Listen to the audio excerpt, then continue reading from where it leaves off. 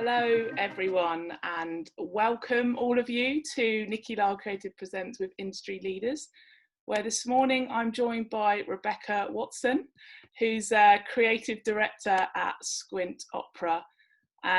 So welcome. I know you as Beck, so I'm going to say Beck, so that's okay. Welcome, Beck. I think Rebecca sounds awfully formal. Bex is good. So what we're going to do is Bex has got a presentation for us all about Squint Opera that she's going to talk through. Feel free as well to tweet about the event or share anything on Instagram so we can spread the word about it. But yeah, over to you, Bex. Wonderful. Hi everybody. So I've done a very quick presentation just so you can all get a bit of a grip on Squint Opera and what we do. So I'm just going to share my screen. 1 second. There we go. Hopefully you can all see. Yeah. Yeah, good. All right. So hello.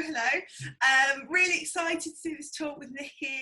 I think it's really amazing, and also to show off what Squint do and talk a bit about me. So thank you, Nikky. Thank you for having me. So I thought I'd just kick us off with the Squint show reel, because we do a lot of stuff. But obviously it's so much easier to show it visually. So I'm going to go that and then we'll break it down and kick off.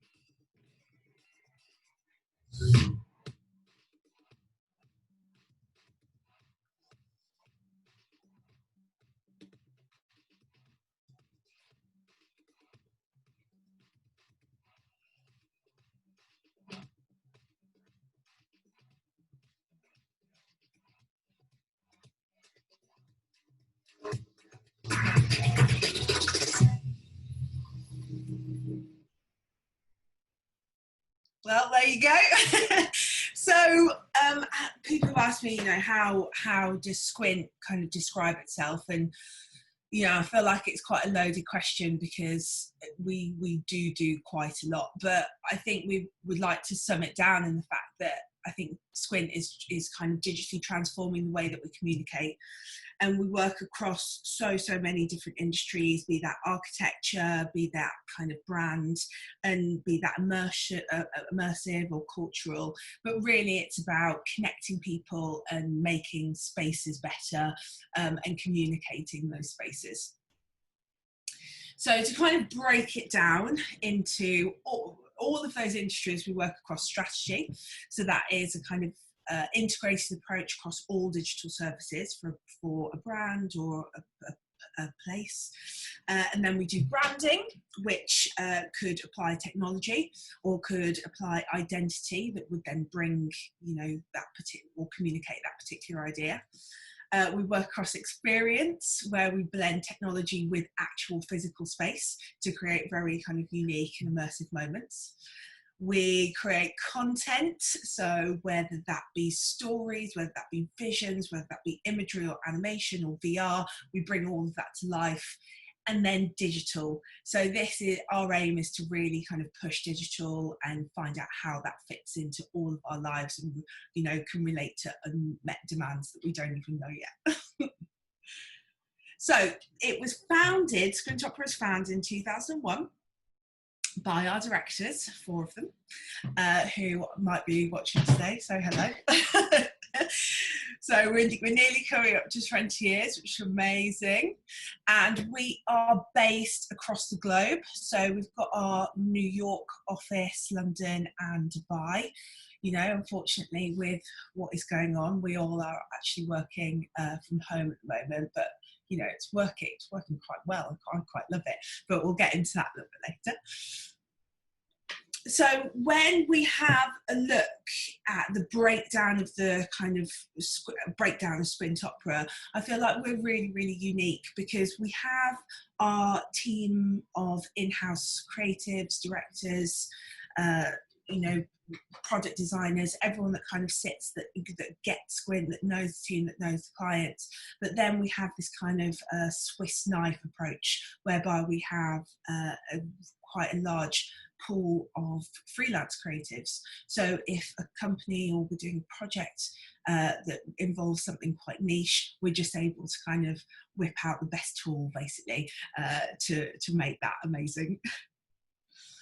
So yeah, as I say, we've got a house full of compositors, engineers, thinkers, doers, directors, illustrators, and all of that kind of really chimes into Squint's unique style and being able to go across so many multi kind of disciplines of industry.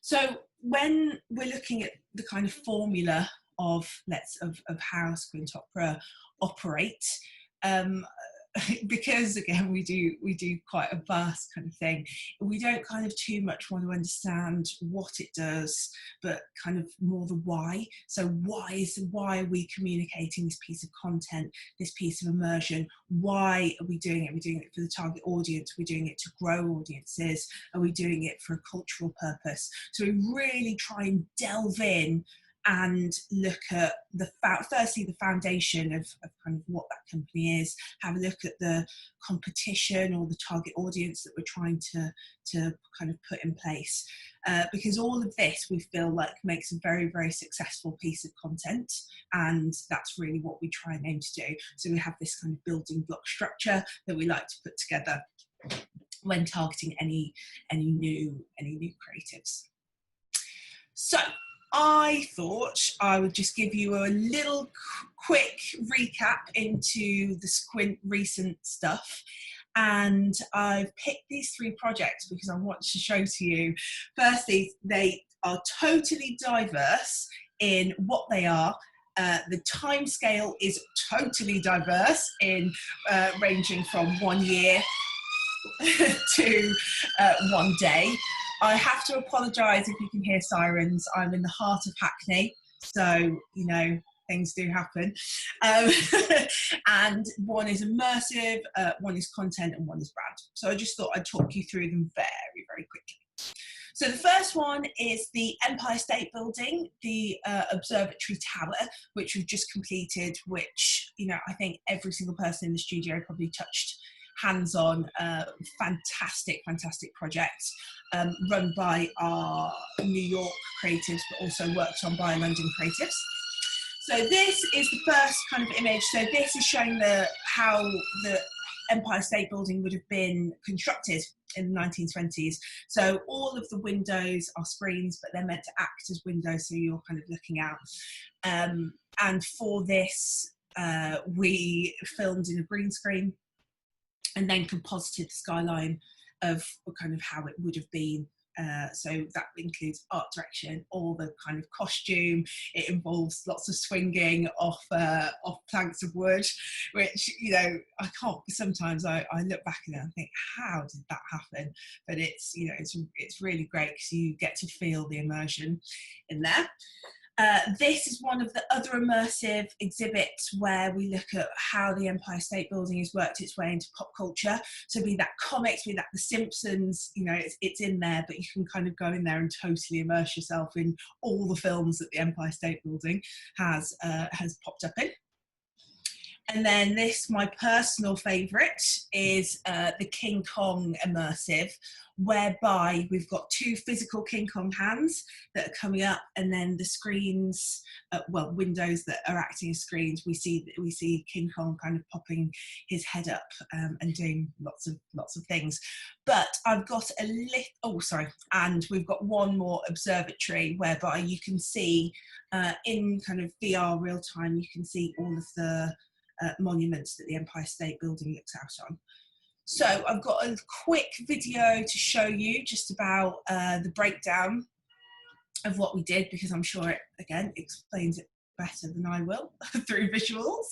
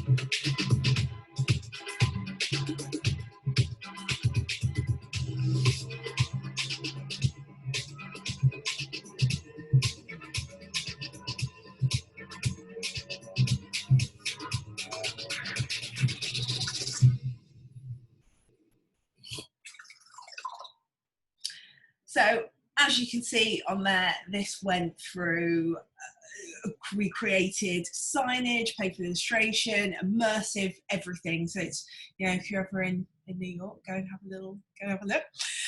So the next one is Curopods. So we did this about a month ago, working with Carlo Ratti. So the turnaround for the kind of 3D on this was a day to a day and a half. So I just wanted to show you what happened. So Curopods are an open source design tool for COVID-19. So it's taking old shipping containers that we know and turning them into ICU pods to relieve the kind of heat, especially in Italy, on some of the hospitals. So we had to come up with the media for it and really explain within about 30 seconds exactly how these Curopods work, how they are attached to a hospital, why they're a good open source tool, and why they should go into production. So yeah, this was a really, really great project, and you know, we love working with Carlo Ratti as well. So I've just got a quick gif for you. So yeah, the point of these, well, they're very, very easy to scale up, they're very adaptable, and they can be deployed incredibly rapidly on the back of a van. So this was when, you know, Europe and us were kind of slightly crippled with COVID. So from the work that we did with Carlo Ratti, they actually came into construction and use, which is absolutely fantastic.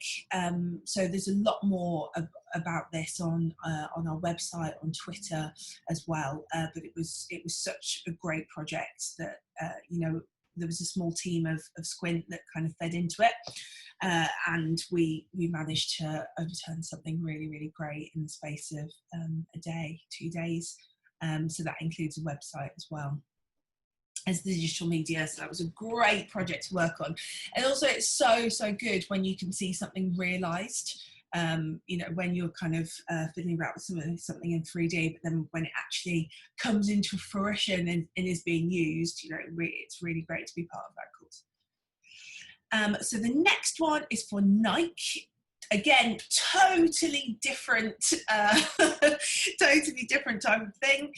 So we worked with Rosie Lee on this, who did the exhibition and immersive design, and we were asked if we could come up with some animations for with the theme of out of the box. So these digital screens that are purposed all around the gallery basically hold some of Nike's best and greatest shoes. So I've got a little video to show some of the animations.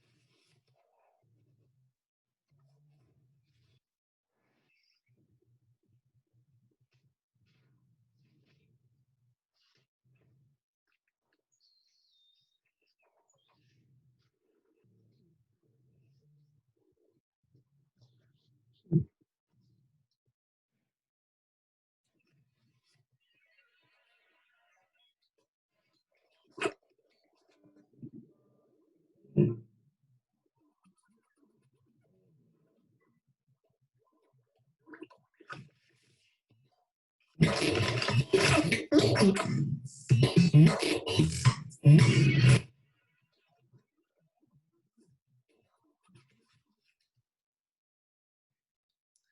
there we go, and then that's some of it in situ. So I'm going to stop sharing now. But really, those are some of the projects that you know, we've done recently that have just been really, really great. Working with totally different teams on all three of them, with very, very different outcomes, but all kind of boil down to communicating and creating something that communicates that brand or that idea. Amazing. Thank you so much for talking through the work there, Bex. You know, I just kept thinking about the old days of when I very first met with Squint Opera. Must have been about 6 years ago, when you were more West London with the Doodle Bar. Yeah.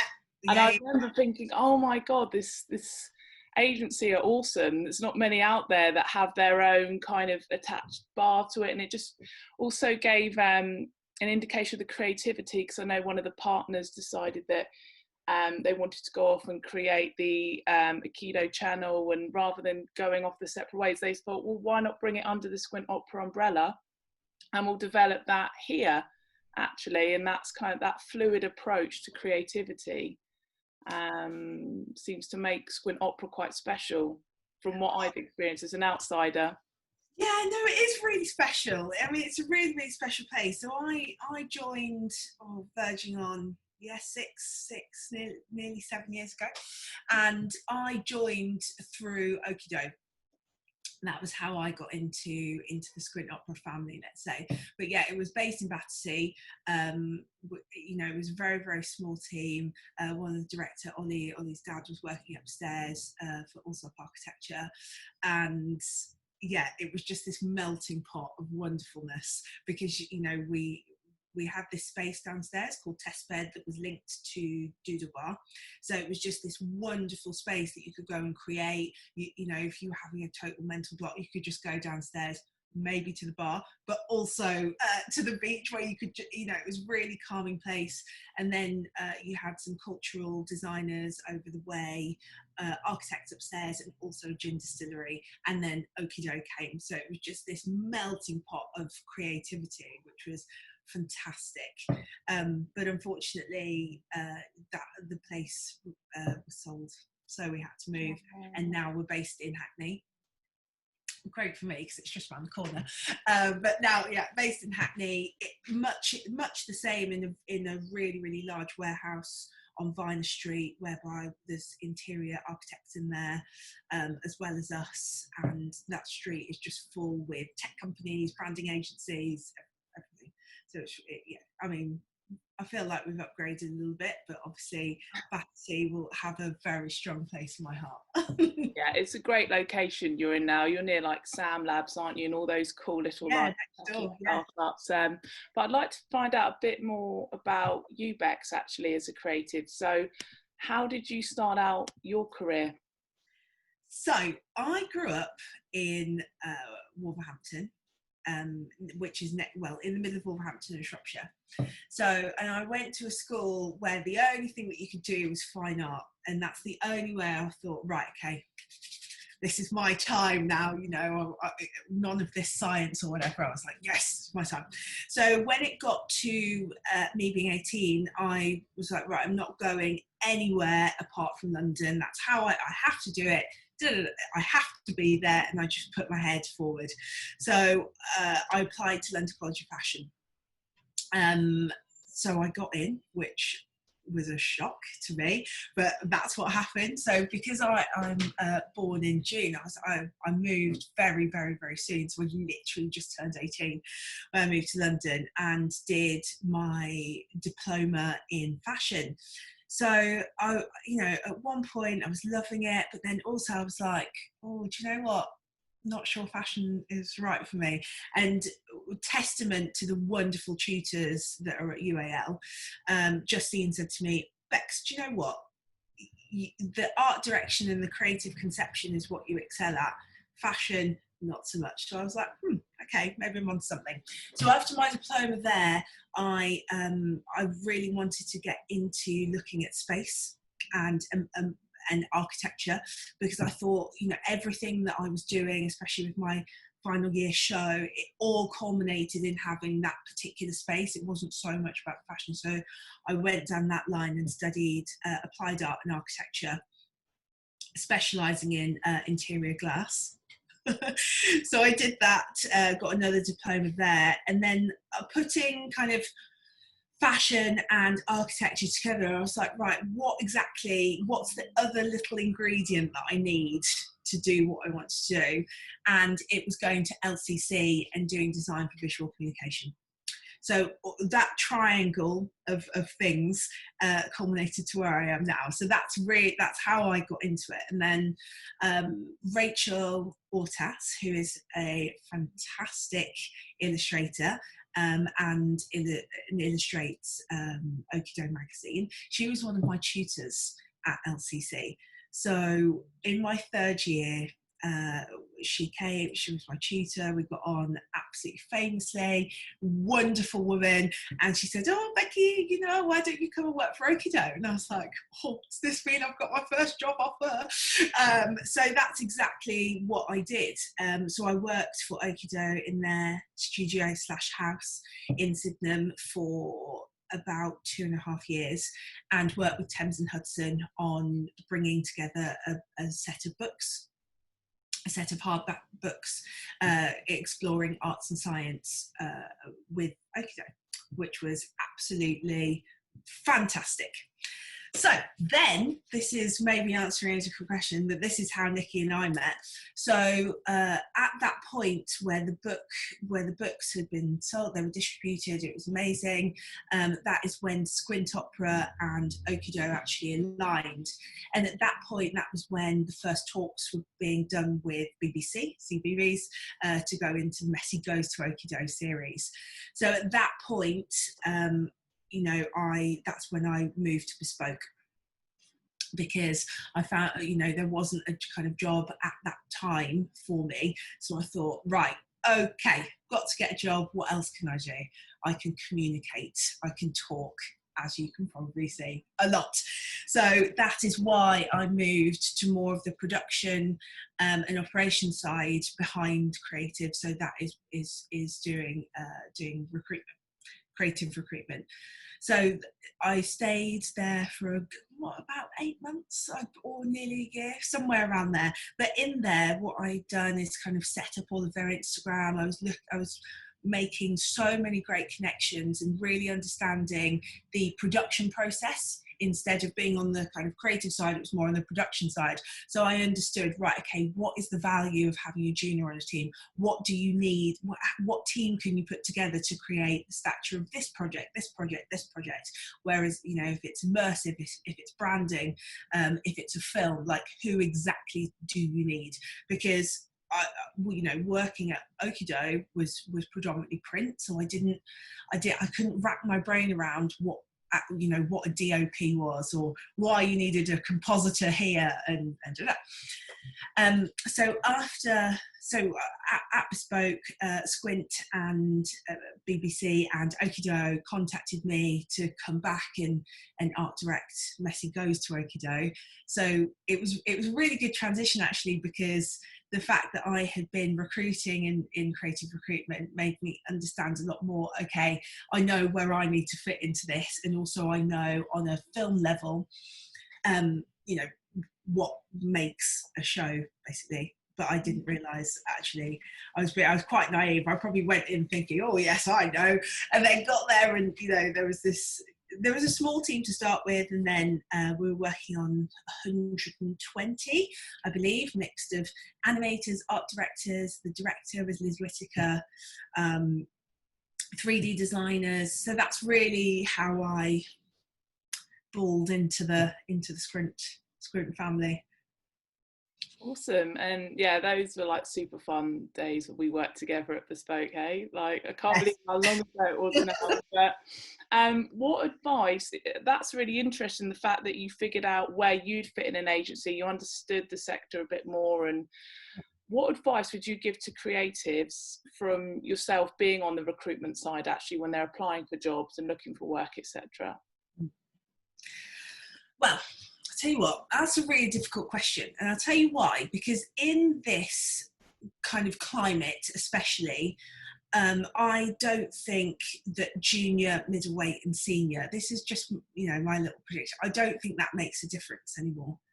And I'll tell you why, because the people that I see on a daily basis, or that I used to see in recruitment, 7 years ago, it's changed. Whenever that portfolio comes to that person, it's about communicating a particular voice. Doesn't matter if you haven't worked on huge projects, or it does matter if you have worked on huge projects, just as long as you can get the fact that your voice was in that project somewhere, that's what I believe really, really stands out. And also, it doesn't, I'm not really too fussed if it's a website or if it's a PDF portfolio, if it's a keynote, as long as the quality is readable and understandable, and you as a designer, as a person, is communicated within that project that you're showing. Because I think that's really the strongest thing that you can ever put forward, because nobody, I've learned this in being creative, no one is you. You can kind of copy a style here and there should you need to, because it works, but actually nobody is you. So if you go in leading with you, yeah, okay, some people, you might not get that job, but there'll be one company that goes, oh, this one, this is the one. Yeah. So I think getting your voice across and having a very high quality of communicative skills within that portfolio is what's going to really kind of push you forward further than anybody else. Yeah, I'm so pleased you said that, because so many creators get hung up on things like, should it be a PDF? Should it be a website? How many pages? Like, how many pages is the sort of thing people ask. It's like, it's not about that. It's about the narrative. Like you say, Bex, it's about you, and communicating what you've done is really important. Being quite transparent about what you've done on projects, because also your portfolio might go in front of a creative director where you were a junior, but you're making out you oversaw that whole project. It's like, show what you did with each project as well. So that's exactly it. Really doesn't matter if you only did an itsy tiny little piece on it, as long as you've got that piece in and you're showing me that piece, I'm like, okay, well, if you can do that, I'm sure that you can do more. And that is, I feel like that's how a creative director thinks, or a director, or a hiring manager, or I'd hope they would. That's how I think. If I see a little bit of something that's that's sparking a little bit of interest in that particular person, what they can bring to the table or what they've brought to that project, then I know that I can apply that if I've got a project that I want them to work on, or something else. And I've mentored a couple of just out of uni or getting into uni as well, people now, and I say exactly the same. A creative director, fine, it's the same as getting into uni. It's the same as a tutor. What they're going to want to see is you and what you bring specifically, so you need to show that. Yeah, 100%. Yeah. And what advice would you give to juniors now, like entering the industry? It's tough. It's tough. It's tough because I tell you, I don't believe in the word junior anymore. Like, of course, irrespective of experience, I get that, but I'd really like to actually turn this whole junior, middleweight, senior on its head, to be honest, because I don't think it applies.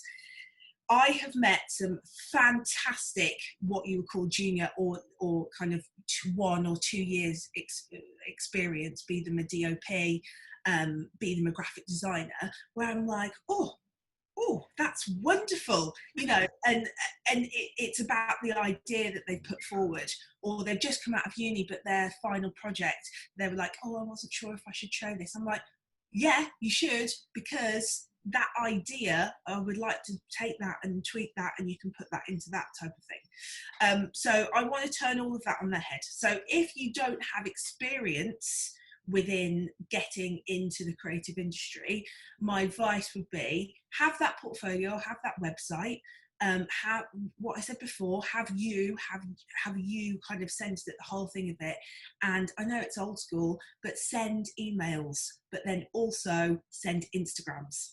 Yeah.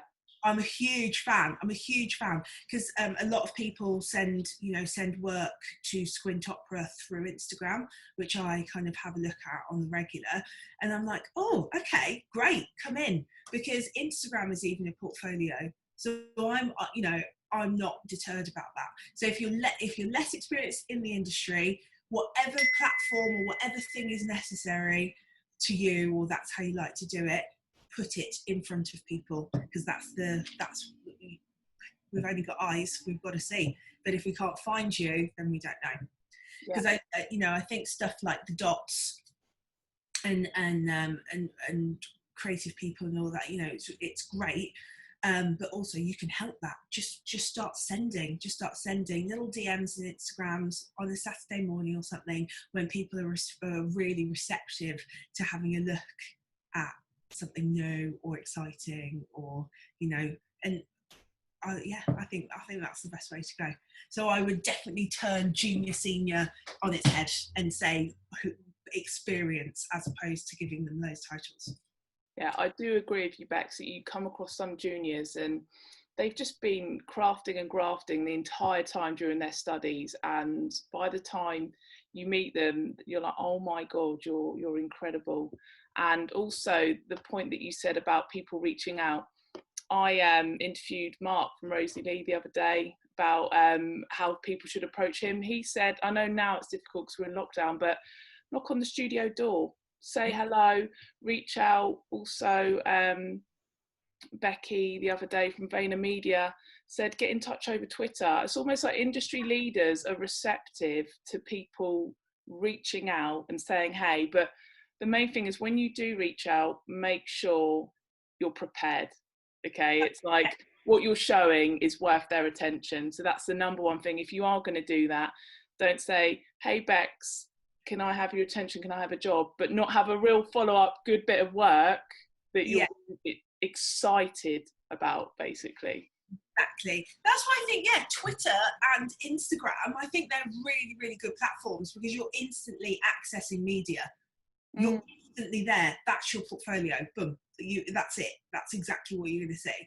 And I really love that. I like to be able to see things quickly and easily and get excited by them, and then be able to then show the team and be like, look at this. This is a good one now. Now, we've got the contact details, we've got everything, that makes it easy to kind of get in touch. So use the socials. Would we ever think we'd be saying that? Because I remember setting up the bespoke Instagram when Instagram wasn't really like even a thing, and I cannot believe what it's turned into today.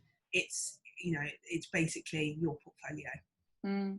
And also I'll give the advice of having two sometimes, because what I've come across quite a lot is, if people are want to do a personal Instagram and have a work Instagram, I think that's great. I know you're kind of separating your followers, but it's not really about that. If you've got a work Instagram that just has your work, it's also a really good way of setting yourself little challenges to create per day or per week. So, and that's something then that you can send out, but then you've got your personal Instagram to do your selfies and all of that. Yeah. Good advice. So, who do you go to for inspiration? Oh, what a question. Okay, so individually, inspiration is the people that I've worked with across the years. I could, for instance, one of my friends, Ollie Hamilton, he's a storyboard artist. Working for Cartoon Network and Blink and stuff, and honestly, when I see him storyboard, I'm literally just like, so individually, there's loads of people that I would just kind of bank and and have chats with, because that brings out a creative flair in me. So everybody that I've worked with, really, and also the ECDs at Squint, they've got years and years and years of inspiration and intelligence that aren't coming from where I'm coming from. Sometimes it's from architecture, sometimes it's from 3D. So talking to them as well is just, it's really good. And that's where that multidisciplinary stuff comes in, that gives you the inspiration.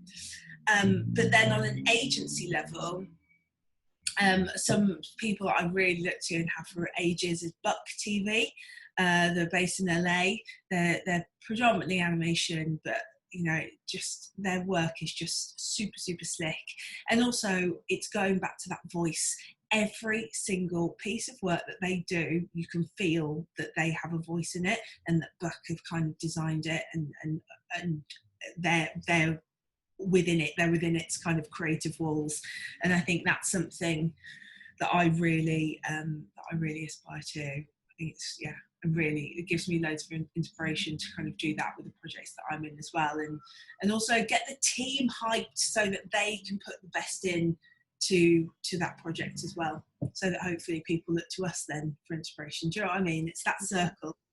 Definitely. Have you ever made any big industry mistakes? And can you share an example? I've totally put you on the spot.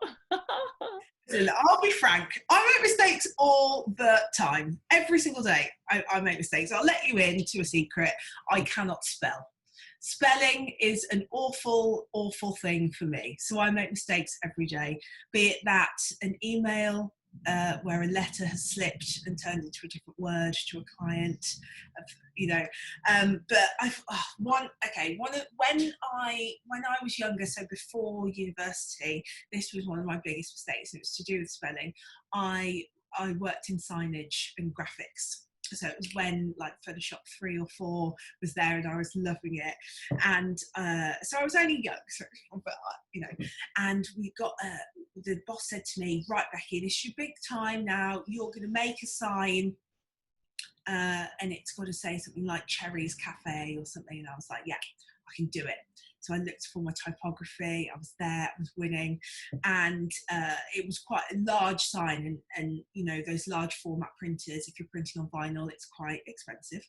So I only realised when I pressed print and everything that number one, I had made it half the size, and number two, it said Cherry's Cafe, not cherries. Oh. So. And nobody checked it because it was my kind of first big job. So it got to site, and yeah, we had a very angry phone call at the end of it. It wasn't great. But what I just try and do with this now is, you know, anytime we do make mistakes, or I make mistakes, or the team makes mistakes, you just have to just cover it. You just have to work through it. There's no point, because I mean, we're human. It's human error to err, is what I tell myself. So you just, I think whenever mistakes are made, there's always a way that you can come back from it. Yeah, that's always the one, because this is like, that's one of my favourite questions, but it's more how you overcome the error is like the number one thing. Never get flustered. If it's an email, just send an email. If it's a big thing in a job, or because sometimes we work with 3D people, I've had a bit of a faux pas with those as well. I don't know. I think you've really just got to any mistake, you've got to tackle it head on and say, okay, this has happened. We have to find a way to rectify it, and that's that. No point in stressing. No point in upsetting. You just move forward, because today is different to tomorrow, and tomorrow is different to the next day. So, you know, it is what it is. Yeah, definitely. And have you ever had any like hurdles in your career that you've had to overcome, and how have you? So, talking about this voice. So I think, and I think I'm speaking for a lot of people here, sometimes being a woman and trying to get high up in and work your way up in a creative agency, or even, you know, break through on social media, or, you know, whatever. It is difficult to be able to get your voice out there, and I think that's one of the hurdles that I've come up against, because sometimes I'm my own worst enemy, because I'm like, or should I, and how do I put myself across in meetings, and also how do I articulate myself and articulate the vision that I've got in my head. So to distill it, when I was younger, 2 or 3 years in or something, I found it really, really difficult to kind of make my voice heard and say that, I feel like I can do this, or, I feel like I can, please listen type thing. And then later on in my career, I think it's more about, okay, I've proved that I know how to do it, but also articulating your voice and your vision within, a meeting, let's say of 20, 25, and sometimes they're all men. Sometimes it's very, very difficult. And I think that hurdle will always be there, because that the voice that you've got is unique to a different person. So like I said before, so getting it out there, that can be one of your hurdles. I know it was mine, but the way to overcome those hurdles is try again. And also breathing.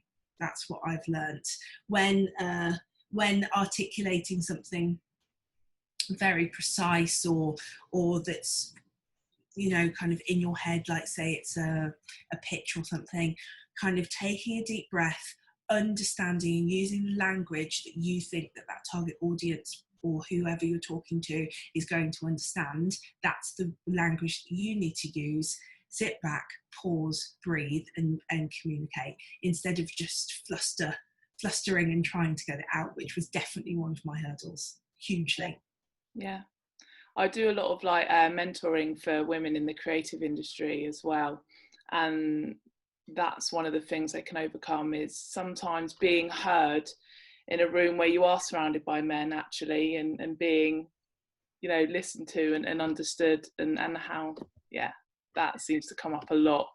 But I mean, of course, it does, it totally does. It used to plague me, because I used to get very anxious about it, but to overcome that, it's you've really, that voice is so unique, and you've got to really try and put that out. And I believe using the language that people are going to understand, and also taking a deep breath, not getting yourself flustered, listening to other people, be that men, be that women, be that anybody, listening to other people speak in the field that you are speaking in, I think is always very good as well.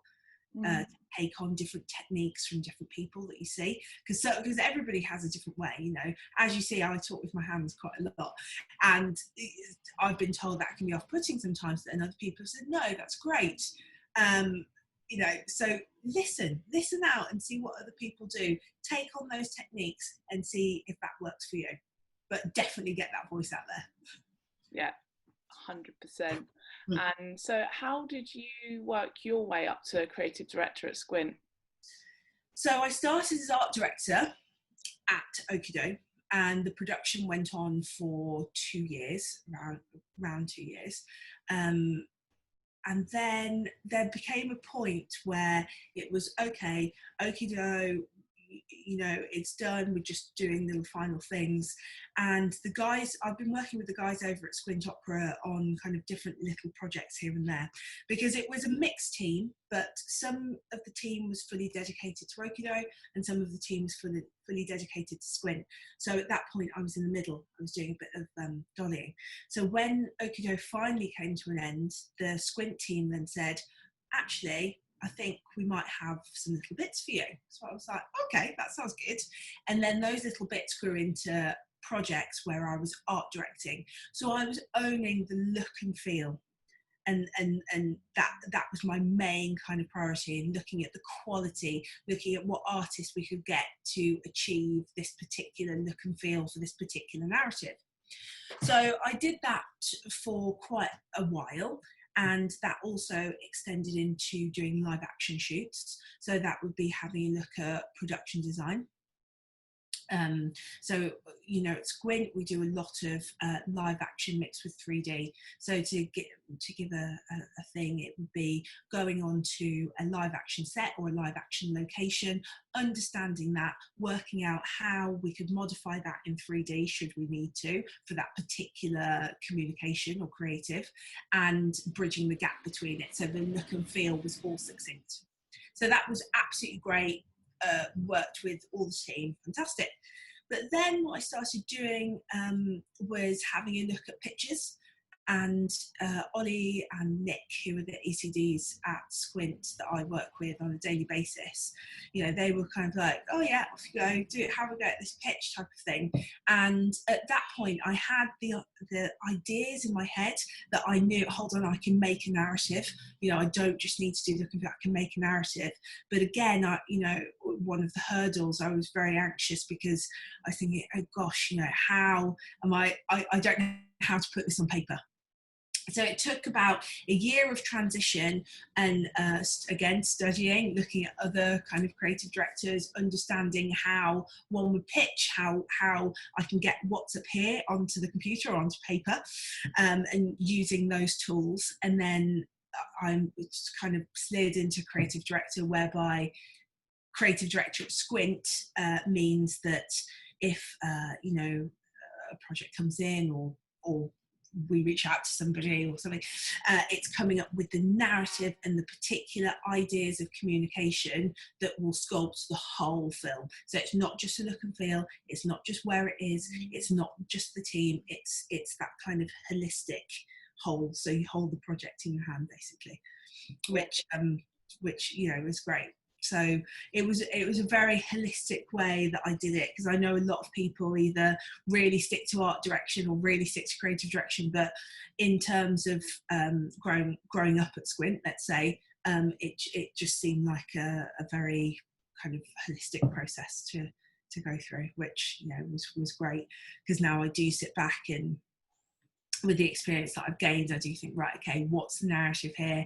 And I kind of know how long it should be, what the part should be, kind of the client, the understanding the clients, because you know, that's another kind of big thing as a creative director. As an art director, you know, I come in and, you know, describe the look and feel, which, you know, which was great, but you start one step back as a creative director and, you know, go in and kind of really sculpt the narrative with them. And sometimes that can be hard, or it can be great, but I really enjoy doing it. Yeah, okay, awesome.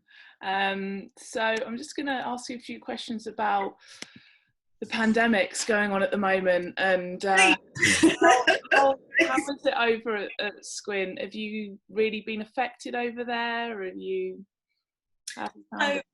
When the pandemic hit, we all the studio closed, and we've all been working from home, doing Zooms, doing Google Hangouts, and the IT guys at Squint are fantastic.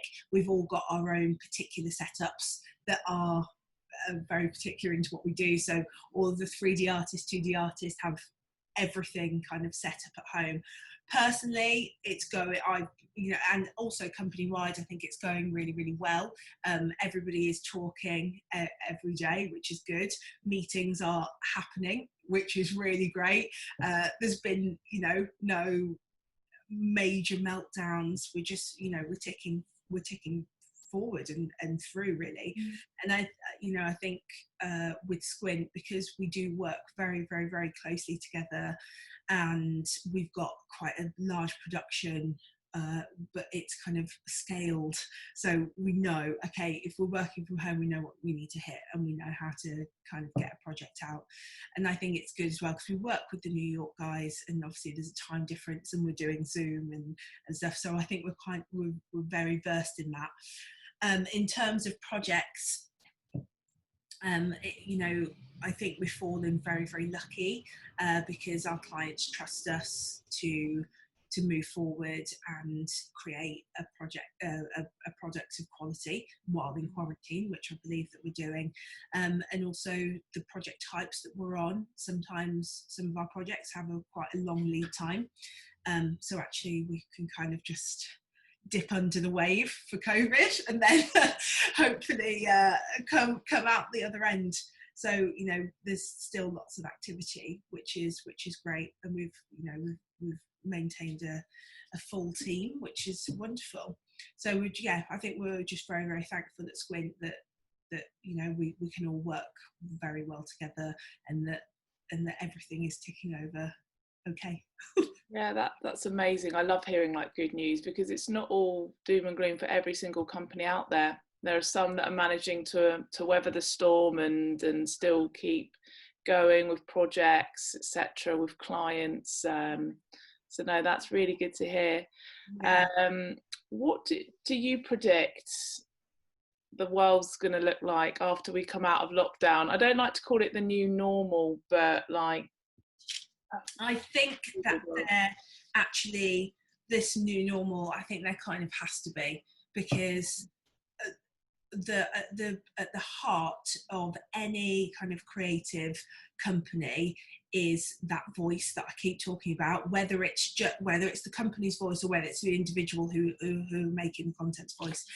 And those voices are going to have changed over this particular pandemic, and also the thing that's going on at the moment, this kind of awful thing, that the racism thing. So I think what is going to happen is people, which I think is great, is people, because they've worked at home, are going to reflect upon home life, whatever that is for them, friendships, working, flexible working, the fact that there is a different way to do things, and with difference comes a kind of different outcome in a way. Because I do think sometimes, and I think probably that's where we get a little bit locked in to kind of, okay, we're going to the studio, this is what we need to do every day, da, da, da, da. But this kind of hiatus, and also with the world changes happening, there's going to be a lot of voices that come out of that, and I think that is going to really change and construct the way that the creative industry works, whether that is flexible working, which I think it probably will be, whether that's how you connect with friendship groups or family, all of these things are based down to communication. And I think there's going to be quite a big change actually in the way that designers respond to that and creatives respond to that. And I can kind of see it happening already on Instagram. There's a way that people kind of speak to each other, even on Pinterest. There's a kind of new wave of design that I feel is coming forward, and it's more communicative, it's more participatory. So I think there's going to be some voices that come out of this, and I think it will be for the good. To be honest, I think the industry maybe it needed a bit of a shake-up. Maybe we needed 2020 to kind of flip it on its head, because that is the kind of crux of design, isn't it? It's bringing out what you wouldn't have known already. Yeah, no, I definitely agree with you there, Bex. So wow, we've been talking a lot, but it's just been so great. But we've got to allow for the Q&A section, so I've never gone over quite like this before. So I know you're busy, I won't keep you too long, but anyone that wants to ask questions, guys, if you could just please put it in the Q&A tab, and then we'll get to them. So, okay, first one. So, feeling really inspired by what you said today. Thank you so much. I've been in my job for a couple of years, but also feel I need a change. I'm working on putting my portfolio together in a way which will make it stand out. So what skills stand out, and in terms of portfolio, is something simple better? Okay, well, firstly, I'd probably ask, what sector do you want to go in? Because design, we've been talking about design, we've been talking about creative as a very kind of wide genre, let's say. But I believe in your head, if you've seen something, if you've seen that particular job, or if you've seen that particular agency that you want to go for, have a look at their work, have a look at the people that work with them, have a look at what is going on their websites, then have a look at your own voice, your own work, and just sculpt it in a way that they can understand. So it's about that language, isn't it? So when you're going into somewhere, if you're talking a kind of totally different language, then it's a bit like they're going to have to work a little bit harder to kind of get there. However, if you pose it in the language that they're already speaking, it's going to be a lot easier for them to go, oh, I can see how you're going to fit in. Yeah. Hopefully that answers your question, because any creative agency is totally different in the way that they express themselves, in the way that their work boils down. So focus in, have a look, do some research, focus in your head on what's that best creative agency, and then have a look at their competitors, have a look at how they do, and then you'll be able to pick some kind of guidelines for yourself to work by and script it within your own voice. Yeah, perfect. So next one is, this is so inspiring. Thank you, Becky. Found myself nodding along the whole time. What aspirations or goals would you like to achieve for the remainder of your career? Oh, what a question. Okay, so for my career, I would, I'd love to work with some more brands, really, because I work with brands, I work with architects, work with designers, all communicating that voice. But I definitely think I'd like to work with bigger brands, or even small brands, but on big projects, if you know what I mean. So projects that really have a kind of clout behind them. Even like the Cura project that really kind of talk to people and make them understand a particular kind of solution or communicative tool or something. So I think that's where I would like to go. But on the side, I do illustrate quite a lot, so I'd probably, I'll tell you, actually, I'm learning Cinema 4D at the moment, so I'm going to try for my own career goal, I'm going to try and become a little Cinema 4D kind of illustrative master, but that will happen. It's happening. Oh wow, Cinema 4D, hey? Oh yes. Well, you know how that came about. It's, when doing storyboards and stuff, I was working with our 3D team, who are incredible, insanely good, and I was kind of doing silly little sketches here and there, and it kind of dawned on me. I was like, but Becky, you can articulate, and again, it's about articulating that voice. I keep saying it, but it's true. I can articulate something a bit better if I talk in their language, and their language is 3D. So even if it's super basic 3D, I'll be able to do it. So that's the reason that I came on to learning cinema. Yeah, awesome. How are you doing for time, Bex? I'm all right. I'm fine. Yeah. Okay, so tips for starting a career in art direction / becoming a creative later in life, coming from a different career. Okay, so art direction, what a tricky but lovely subject. So art direction, you could be an art director within photography, you could be an art director within fashion, you could be an art director within 3D. So again, we distill it down and have a look at what really takes your pick. If you're coming from a totally different career, personally, I don't think that matters. What I think that you need to do is be an expert in where you are going. So don't look where you come from, look where you're going. And if you can, again, find an art director that you think, oh gosh, I just absolutely admire that work. Why are you admiring that work? Is it because it all looks very similar? Because, there's a difference between art directors. Some art directors are, they have totally different styles. One project can look like something else. One project can look like something else. And they're very, very versatile. And then you'll have a different type of art director that only does visually that one type of niche, and that is why they get hired. Yeah. So again, same advice. I would go back, I would have a look at different art directors and find out the niche that you want to go into. And then I would start researching, scripting, looking, photographing, whatever that niche is, start doing it, because that's how you're going to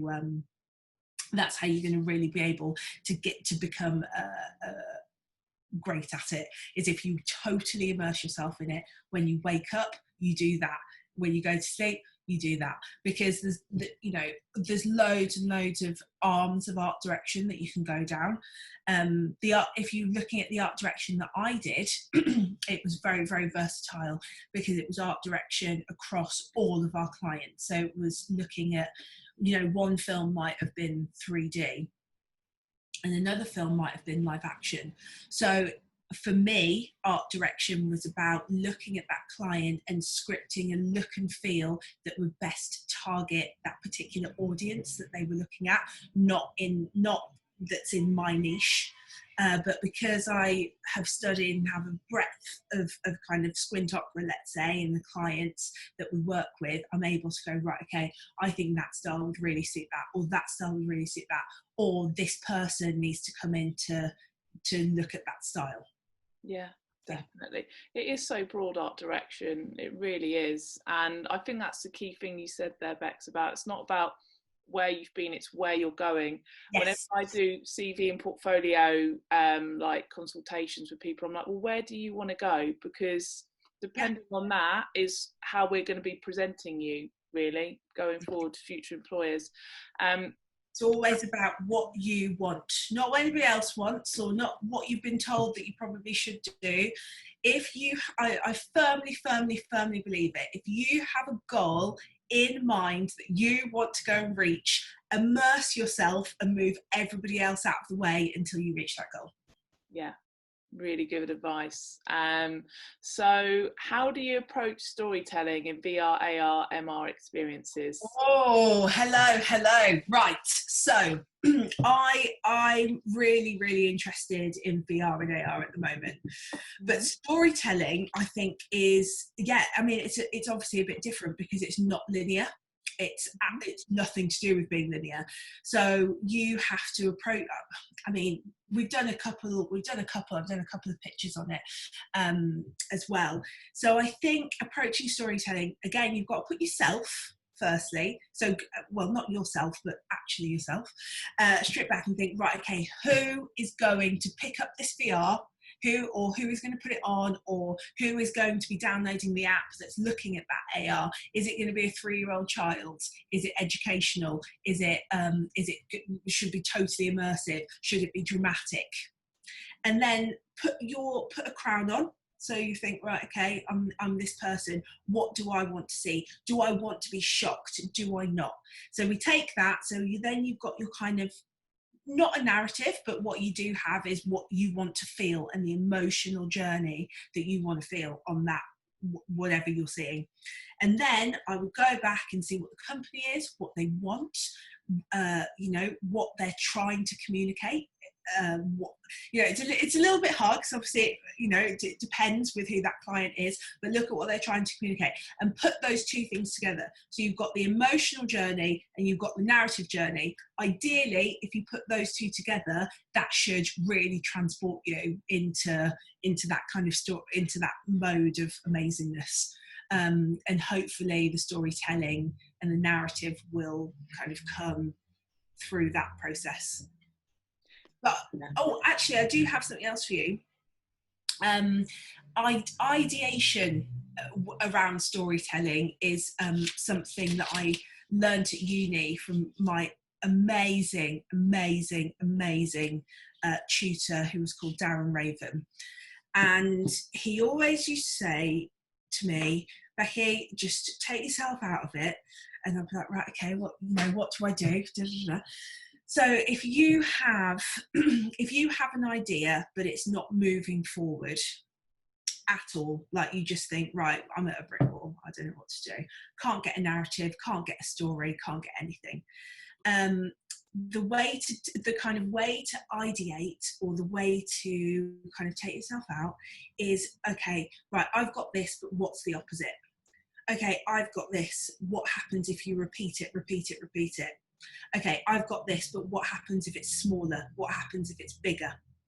And then once you do this repetitively, your brain starts obviously going mental. There's things that will never be used. But if you do that for an hour and just bring in materiality, like opposites and repeats, and what happens if you reflect something, and start sketching it out, there might be that little bit of something in there. There's going to be that nugget. That's your idea. But sometimes that's very, very good for ideation. Yeah, and that's really, really good advice. I interviewed Ben from The Neighbourhood a week ago, and everyone kept asking him really technical questions, but Ben just kept saying, it's the story. The story comes first, and then once you've worked that out, you look into your technical mediums of how we're going to tell this story. Whereas people that just keep coming at it from a tech first, it seem to be missing a trick. It's about the idea and the story, and then how's best to tell it. Yeah, I think that's exactly right. And I think you should come away from even looking at, if you're being creative director, you're trying to come up with narrative or story, come away from Pinterest, come away from any visuals. And actually, I was a culprit of this when I was younger. When I was trying to come up with anything, first thing I do is go on Pinterest and be like, blah, blah, blah.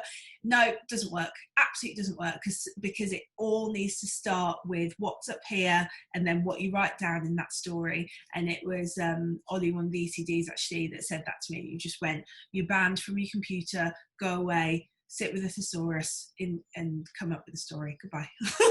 Type thing. Yeah, and honestly, that's like I don't know how I ever started with visuals beforehand, or thinking about what medium it needed to be on beforehand, because it doesn't work. You don't get the best way. And that building block that I showed you before, starting with that foundation, starting with the target audience, all that should be off screen.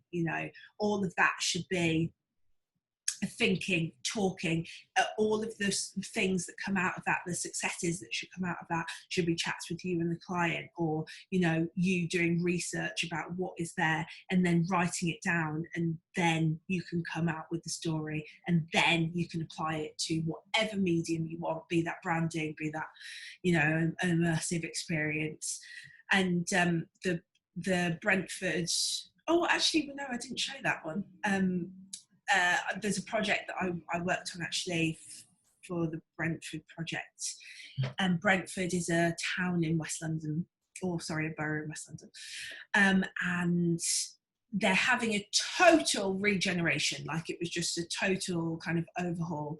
And the company was very much struggling to get the people that already lived in Brentford on board and understanding why they're doing it.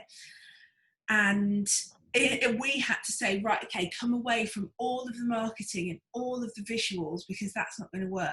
And what we did was we solidified the fact that actually we need to get out and talk to the community and find the hidden gems of Brentford, because the best way to describe something is by the people, in this instance was by the people that are already there, because the trust is there. But if we'd have just gone in with, pure visuals, we'll just do this, we'll just whack that on there, it wouldn't have been successful. Yeah, definitely. So I think I'm going to let you go, Becky, because I know you're busy, but there are a few more questions. But we've had some lovely comments all throughout all of this, by the way. So time for one more, if there's one. Yeah, should we do one more? But also, I just want to let everyone know that's tuned in, these videos are recorded and they are uploaded on YouTube about 2 weeks later. Okay, so feel free to give us a follow on Instagram, and then I'll have a post there when it all goes live. So, last question. So this is an interesting one. So we're used to hearing that CDs don't have time to answer emails, calls about employment or chat. Is this true? Are CDs happier to hear from potential employees, or are you just too busy? Well, I can't speak on behalf of all of the CDs out there. I can only speak on behalf of myself. But I welcome kind of DMs and LinkedIn's and all of that, because I just think it adds to my knowledge as well. I think it's really, really good to grow a community. And You know, if you don't get a response from a CD, potentially that they are very busy, but you know, maybe also copy in the HR or the people, the person that deals with people, and just copy them in underneath. You know, and if you don't hear anything, there's no harm in following up 2 weeks later or a week later. You know, again, all of the people that work in this industry are only human. So like I said, sometimes, you know, they might be, people make mistakes, they might err, that, you know, they might be very busy. But I definitely think it's worth putting your work out there. I think, why not start your conversation? And if nothing comes from that, then just follow up again. Don't be too on the thing though. But you know, and then if that doesn't work, try somebody else that's within that agency.